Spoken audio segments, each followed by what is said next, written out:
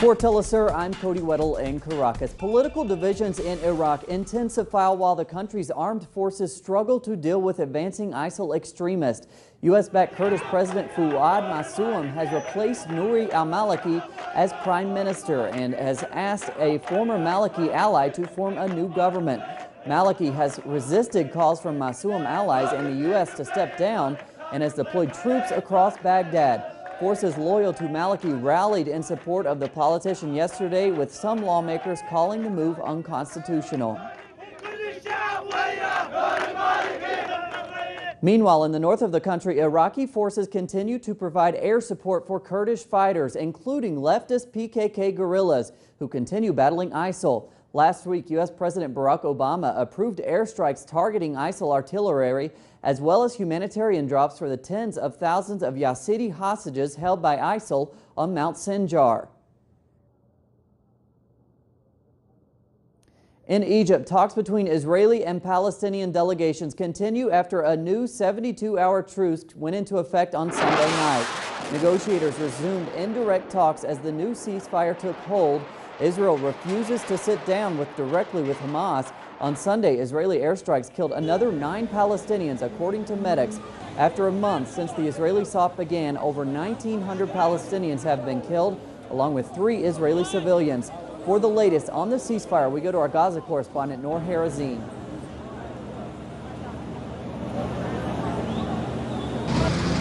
The first day of the 72-hour ceasefire is busy. The streets of Gaza are busy. Banks are open. Shops are open. People are feeling safe to go out in the streets. Also, Rafah border is open. The Egyptian military opened Rafah border on both sides to allow Palestinians who are stuck in Egypt to enter Gaza, and also the Palestinian people in Gaza who are injured to leave to get treatment in the hospitals in Egypt. Also, the people who are holding non-Palestinian passports, such as foreigners, to leave the Gaza Strip. Kerem Shalom border with Israel, goods border with Israel, was also open. Israel allowed few aid convoys to enter the Gaza Strip. For now, it's calm and peaceful. People are questioning what will happen later in the talks in Egypt. Today, Venezuela plans to send a plane full of aid supplies to the victims of the Israeli aggression in Gaza. The plane will fly into Egypt, which is where Venezuelan ministers negotiated sending the humanitarian help. The supplies, collected through donations from the Venezuelan population, include tens of thousands of medicines and surgical equipment, as well as more than 27,000 kilos of non-perishable food. Foreign Minister Elias Hagua calls it a demonstration of the titanic force of solidarity from Venezuelans.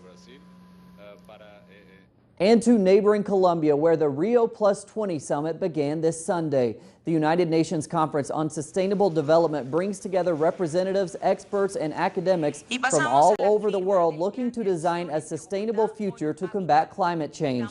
The meeting in Bogota will center around the themes of sustainable development in cities, transportation, and tourism.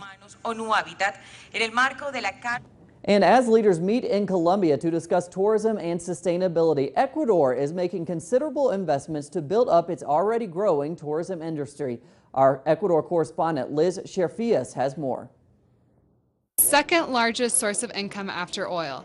According to a recently released report, over 900,000 foreigners visited Ecuador during the first half of this year. The figure marks a 14% increase from the same period last year. Much of this growth is thanks to the government campaign, All You Need Is Ecuador, which was created to promote the country as a tourist destination and create the necessary infrastructure to receive people from around the world. On a national level, tourism is a great wealth distributor because what we generate through tourism from abroad comes back to the people because of how tourism is structured. It is distributed throughout the population. As part of the campaign, the Ministry of Tourism has participated in fairs around the world and has launched a successful social media campaign to promote the country. So rich in such a small space, and I think just the concentration makes it very unique. It's beautiful, the mountains, it's nothing like I've ever seen before, so it's very beautiful. The Ecuadorian government has also been cooperating with the private sector in order to develop infrastructure for the growing hospitality industry. For the ministry and the private industry, that is working really hard to have really high quality standards. Covering an area about the size of the U.S. state of Colorado, Ecuador is an incredibly diverse country with 4 distinct regions: the Amazon, the Andes, the coast, and the Galapagos Islands. Through government programs such as All You Need is Ecuador, the hope is that many more tourists will come discover all that this country has to offer. Liz Sherfius, Telesur, Ecuador. As the deadly Ebola virus continues infecting new victims in West Africa, the country's worst hit hope to find the best way to deal with this international health emergency. The virus has killed almost 1,000 people already in Guinea, Sierra Leone, and Liberia. On Saturday, Guinea closed its borders while Liberia has declared a state of emergency to stem the spread of the disease. The World Health Organization has scheduled a press conference for tomorrow to present the results of a meeting looking into the use of untested drugs to treat Ebola patients.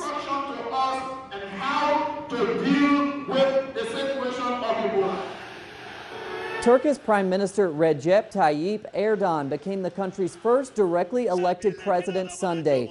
Erdogan won re-election in the first round, securing 52% of the vote. After his electoral triumph, Erdogan addressed his supporters in a speech from the balcony of the Ankara barracks, calling for social unity and building a new future based on values. Erdogan has faced his most challenging year in his 12-year term, with opposition building to development plans for Jesse Park spiraling into mass protests. Protesters have taken to the streets in Missouri as yet another unarmed black teenager is killed by city law enforcement officials in St. Louis. Anger spilled into the streets after a vigil for Michael Brown, an 18-year-old who was shot multiple times Saturday inside a St. Louis police squad car. Civil rights groups are calling for an investigation into the shooting, while also drawing parallels with numerous other shootings of black men in the U.S. by police officers. German striker Miroslav Klose has announced his retirement from international soccer. Klose was an important part in Germany's taking the top spot in this year's World Cup, scoring twice to become the all-time leading scorer in the tournament with 16 goals. The Polish-born Klose made 137 international appearances for Germany, finishing as Germany's top scorer of all time with 71 goals. Klose joins teammate Philipp Lahm in retiring from the German squad following their triumph in Brazil. Plenty more on those stories and other at our website, telesurtv.net/English. For Telesur English, I'm Cody Weddle.